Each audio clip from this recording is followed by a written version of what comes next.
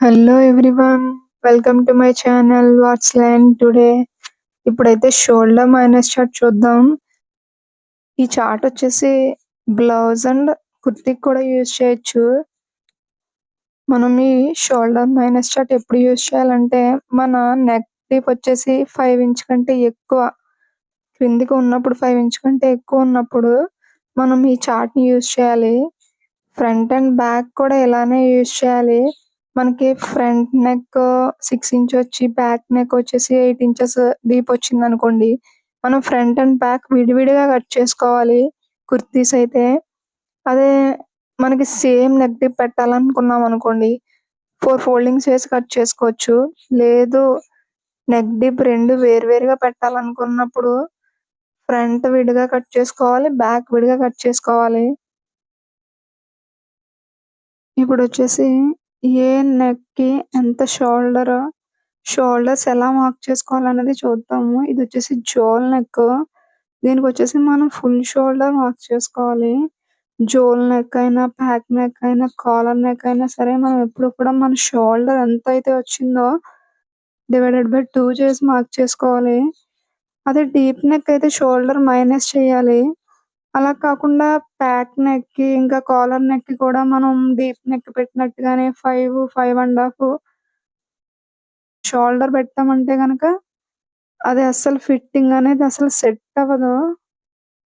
నేను ఇక్కడ చూపించినట్టు బ్లౌజ్ కి మాత్రమే కాదు, కుర్తీస్ కూడా సేమ్ ఇదే వర్తిస్తుంది. ఇప్పుడైతే షోల్డర్ ఎలా మైనస్ చేయాలనేది చూద్దాం. మనం షోల్డర్ మైనస్ చేయడానికి మనకు 3 మెజర్మెంట్స్ కావాలి. అవి వచ్చేసి ఫస్ట్ వచ్చేసి రెడీ షోల్డర్ కావాలి, నెక్స్ట్ వచ్చేసి నెక్ షేప్ కావాలి, నెక్స్ట్ వచ్చేసి నెక్ డీప్ కావాలి. నేను రెడీ షోల్డర్ వచ్చేసి 2.5 పెట్టుకుంటున్నాను, నెక్ షేప్ వచ్చేసి స్క్వేర్ పెట్టుకుంటున్నాను, నెక్ డీప్ వచ్చేసి ఫ్రంట్ వచ్చేసి 6 ఇంచ్ పెట్టాను, బ్యాక్ వచ్చేసి 9 ఇంచ్ పెట్టాను అనుకుంటా.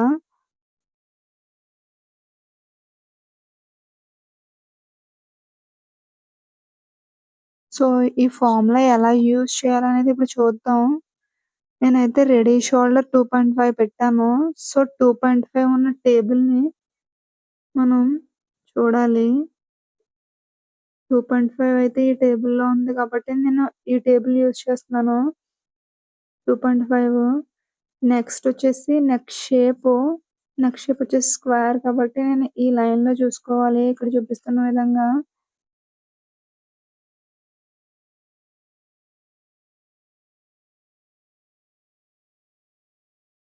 నాకు ఫ్రంట్ నెక్ డీప్ వచ్చేసి 6 ఇంచ్ మార్క్ చేసుకున్నాను నేను. సో ఫ్రంట్ నెక్ వచ్చేసి 6 ఇంచ్ దగ్గర చూసుకోవాలి నెక్ డీప్. సో ఇక్కడ ఎంత మైనస్ చేయాలనేది ఇప్పుడు తెలుస్తుంది. ఇక్కడైతే 0.75 మైనస్ చేయాలి ఫ్రంట్ వచ్చేసి. ఈ చార్ట్ ప్రకారం షోల్డర్ మైనస్ చేసేటప్పుడు ఫుల్ షోల్డర్ డివైడెడ్ బై 2 చేసి దానిలో నుండి షోల్డర్ మైనస్ చేయాలి. ఇప్పుడైతే బ్యాక్ చూద్దాం.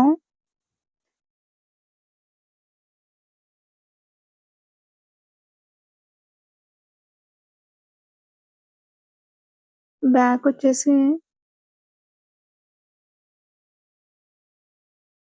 9 inches. So 9 inch neck deep దగ్గర 9 ఇంచ్ ఎక్కడ ఉందో చూసుకుని షోల్డర్ మైనస్ చేయాలి. నాకైతే 1.6 వచ్చింది. అంటే నేను బ్యాక్ వచ్చేసి 1.6 మార్క్ చేసుకోవాలి. ఇలా ఫ్రంట్ అండ్ బ్యాక్ డీప్ వేరువేరుగా ఉన్నప్పుడు ఫ్రంట్ అండ్ బ్యాక్ ఇక్కడ చూపిస్తున్న విధంగా విడివిడిగా మార్క్ చేసి కట్ చేసుకోవాలి. షోల్డర్ మైనస్ అంటే ఎక్కడ చేయాలంటే ఇక్కడ చూపిస్తున్న విధంగా, నేను చూపిస్తున్న విధంగా ఇక్కడ నుండి మైనస్ చేయాలి. నేనైతే ఫ్రంట్ వచ్చేసి 0.75 మైనస్ చేస్తున్నాను. అలానే పైన షోల్డర్ ఎంతైతే వచ్చిందో క్రింద చెస్ట్ లైన్ పైన కూడా అంతే మార్క్ చేసి స్ట్రైట్ లైన్ మార్క్ చేసుకోవాలి నార్మల్ కోసం. ఇక్కడ వచ్చేసి షోల్డర్ స్లోప్‌లా కాకుండా స్ట్రెయిట్ లైన్ మార్క్ చేసుకోవాలి. ఇప్పుడు ఈ షోల్డర్‌లో మనం రెడీ షోల్డర్ మార్క్ చేసుకోవాలి. రెడీ షోల్డర్ 2.5 వచ్చింది కాబట్టి +1 చేసి మార్క్ చేసుకోవాలి. ఈ విధంగా మైనస్ చేయాలి. షోల్డర్ మైనస్ అనేది. అలానే బ్యాక్ కూడా ఒకసారి చూద్దాం. షోల్డర్ మైనస్ ఎలా చేశాననేది. బ్యాక్ వచ్చేసి 9 ఇంచెస్ డీప్ పెడుతున్నాను కాబట్టి నేనిక్కడ 1.6 వచ్చింది. సో, నేను ఇలా స్ట్రెయిట్ లైన్ మార్క్ చేసుకుంటున్నాను చెస్ట్ లైన్ పైకి. ఇలా అప్పుడు ఆర్మల్ కర్వ్ అప్పుడు మార్క్ చేసుకోవాలి.